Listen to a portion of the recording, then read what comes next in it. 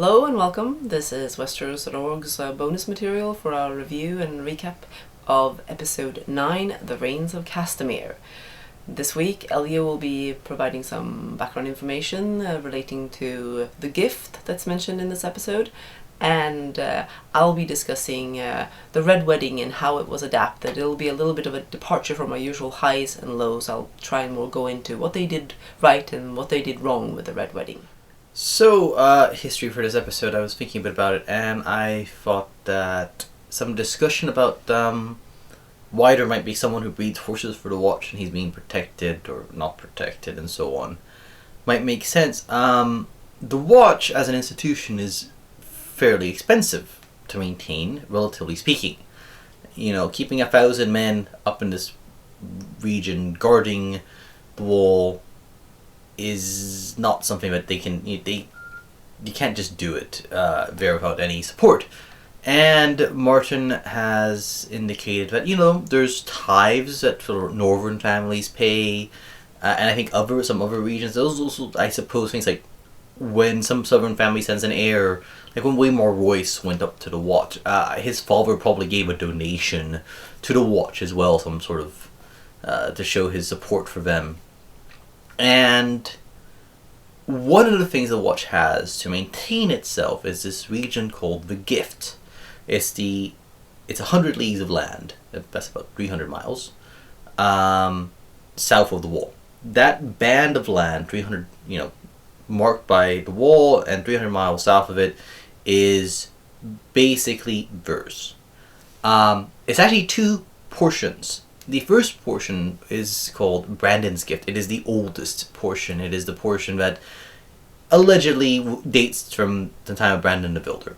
And is possible some other Brandon. I mean, that's the thing about the histories of the Starks. There's so many Brandons, you can't really know legendarily, the legends, like who is the actual person who did it. But anyways, Brandon's supposed to have given him 50 leagues. And this land was to be worked by the watch. It was supposed to be, they would farm it, they would raise animals on it, they would, cut down timber, and all their needs would be met from it. And for a long time that worked. There was a lot of people in the watch. You have to imagine there were many thousands, possibly tens of thousands. And it worked pretty well to have that stretch of land supporting them. But much more recently, especially ever since the conquest, the watch has been in a serious decline. And I think we've discussed this before, but the decline is almost certainly related to the fact that the Targaryen unification of Seven Kingdoms greatly reduced the churn of incoming highborn members. We imagine that when you had a lot of people fighting one another, a lot of separate kingdoms fighting one another, defeated people would often end up being told, you will take your head or we'll send you off to the watch. And so you had this constant turnover. Like there wasn't a generation where 3 or 4 of these kingdoms weren't at war with one another. So there would always be ready recruits. With the conquest, that changed massively. Yes, there were conflicts still. Yes, there were little rebellions and not so little rebellions. But on the whole, you have to imagine there was much less warfare. And so there's far fewer recruits. And so the watch has dwindled. I mean, when Aegon landed, there were about 10,000 men in the watch. Now, it's 1,000. It's much less. So what happened is that when King Jaehaerys, the old king, the conciliator, was visiting Winterfell, his wife, Queen Alysanne, flew her dragon to the wall to meet with the Night's Watch, to hear from them, and she heard of their plight, that their numbers were falling. They had to close more castles. The Night Fort is a castle, very large, that is too expensive, ruinous. Sam discusses this, and they needed support, and they couldn't really make effective use of Brandon's gift. So she came back and she convinced her husband and Lord Stark to grant another gift, the new gift, another 50 league of lands. This land was a bit different. The watch did not work it themselves. All the people who were tenants there remained tenants, but they paid their taxes and such directly to the watch. So that sort of helped kind of stem the tide for a while. The problem is the watch's decline hasn't stopped. and the gift is now fairly unsafe, or reasonably unsafe. There are more and more abandoned buildings because the watch cannot protect the people effectively from wildling raiders. So more and more people are abandoning the land. And that's part of the reason that Brand and company travel so far without seeing people. I mean, the north, it's huge. It's thinly populated, and the gift in particular seems to be especially depopulated. So that's the history of that region, and what it means to the watch, and how it's this big empty space that could probably use people in there, but they just don't have them.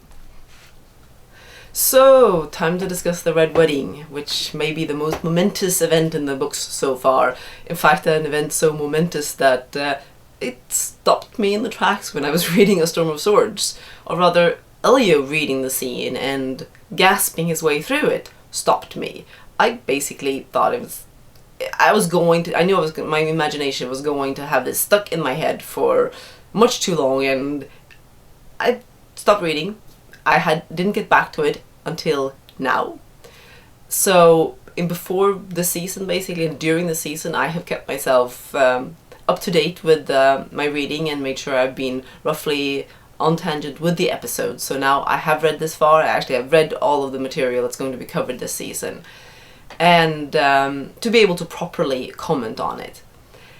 And the thing that I think we're going to stress in this discussion is that a lot of people question why we are so negative about certain aspects of the show when it is such a good show, and why aren't we just watching it and ignoring the fact that it's an adaptation. Well, first of all, we made the choice to review this as an adaptation, and we're sticking to it in part because we don't really see how we can divorce our feelings about the books from the show. We can't watch it fresh. That just isn't possible for us. And we also feel, and this is something that came up recently when we were invited to be on Talkback Radio, a podcast. And one thing that we ended up discussing was the fact that when it is an adaptation, you basically have, if it is a good material that you're adapting, you have the gold standard. Of course you're going to compare the material with that standard, that is the choice we have made. We want to see, well, this is how well the books handled something. How did the show do in comparison to that? So even if something is good on the show, it may still be miles away from how good it is in the books. And then we're going to say so. The Red Wedding is it's handled well.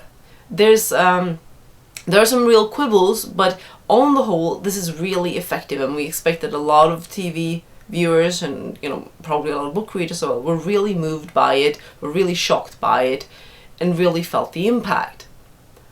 But we also feel that they could have felt the impact more. But let's stay a bit more with the good sides, and we have to say that David Bradley playing Walder Frey really, really nails it in this episode. He is a creepy old man and a ruthless old man. And we thought he did really a fabulous job of setting the tone. We wish that others had been allowed to set a similar tone, because it is the tone of it, the lead up to the big event, that is the problem. In the books, and I then come to this from having read this very recently, there is this growing sense of dread as the wedding approaches. Everything seems off, and there are little details all along the way that make, in particular, we're seeing most of this obviously we're seeing all of it through Catelyn's point of view, and she's getting really uncomfortable.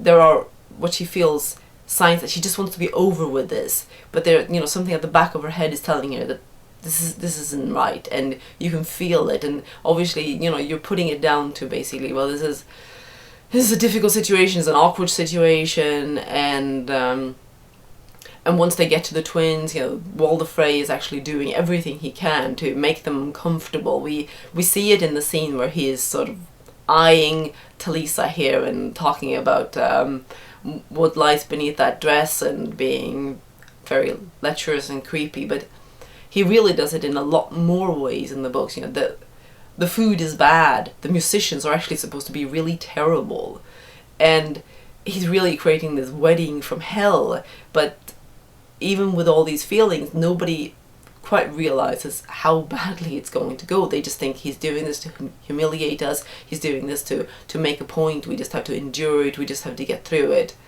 And no, you're not going to get through it, because he's going to kill you all.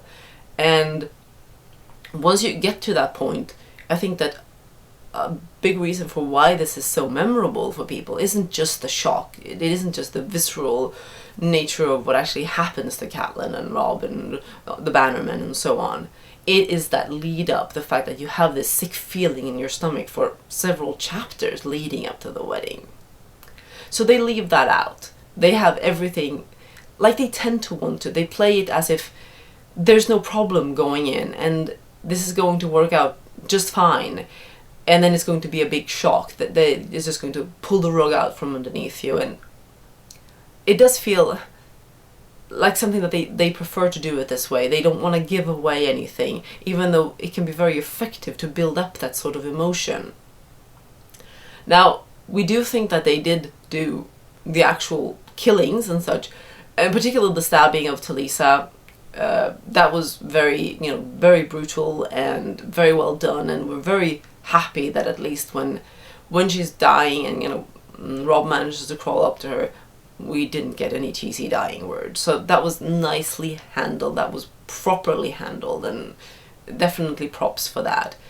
On the other hand, when it came to killing Robb, we feel that they were a bit let down. The staging was a bit of a letdown here, because Robb's kind of standing there and then Roose Bolton pops out of nowhere, or pops in from the side and just stabs him. It feels very abrupt, and not in a good way abrupt. We also see here the problem that was introduced in a previous episode, where Jaime said the Lannisters send their regards instead of Jaime Lannister sends his regards. As everyone who's read the books knows, this is, ends up being the last thing Catelyn hears, basically, the thing that she fixates on as she's dying, and that plays a part. Can't really say anything more than that for spoilers, but it plays a part, and they've complicated that by having him say the Lannisters send their regards. So we're not quite sure how that's going to what's going to happen with that in the future. We also felt that the way they had Catelyn, the way Michelle Fairley plays it's very strong, but why isn't she going into her? She goes catatonic instead of just going completely mad. She's supposed to be tearing at her face, blood running down it, and basically when they finally cut her throat, there are actually people talking in the background saying, put her out of her misery, basically. She's gone completely insane. It's brutal and it's cold the way they do it, but we feel that it lacked some of the sort of, again, the really visceral quality of what they could have achieved. So on the whole, it's going to be a really memorable episode. It's going to be a really memorable segment of an episode of the Red Wedding. We expect people are going to be very shocked by it, people are going to talk about it, and it's going to stay with TV viewers as well, no doubt about that. But if you compare it to the books, and ultimately that is what we're doing here, it could have been more. It could have been an even harder punch to the stomach. It wasn't as terrifying to watch as one might have expected that it would be. So it's good. There's no question about that. But why weren't they more ambitious? Why weren't they pushing it a little bit further? That's basically what a lot of our problems end up boiling down to. Why aren't they being more ambitious? Why aren't they going further? And that would be our discussion of the Reigns of Castamere. A really, an episode that had a lot of expectations. Didn't meet some for us. For others, we really expect a lot of people are going to be very overwhelmed by it, and it'll be interesting to see to see how the ramifications of it are sort of go through the fandom and the viewership, and how people sort of view it in the days to come. The final episode is coming, and that is Misa, which is I guess it's a foreign word. It's a word that has a very specific meaning, and you'll learn it soon enough. But it's the final episode of the season. It's gonna probably, I would guess, given how earlier seasons have gone, it'll be really an episode that's probably going to have a little bit of the problem of having to kind of catch up with everyone. I hope they kind of stay away from that, but they'll probably kind of feel like they have to serve every story. So we'll kind of be caught up with everybody leading into the hiatus until the next season. Word is that the next season, I know it's already well in planning, and I think it's June or July when they start shooting. So soon enough there'll be more reports and information about casting and things. So it'll be interesting to see what becomes of the show. Until then, see you next week.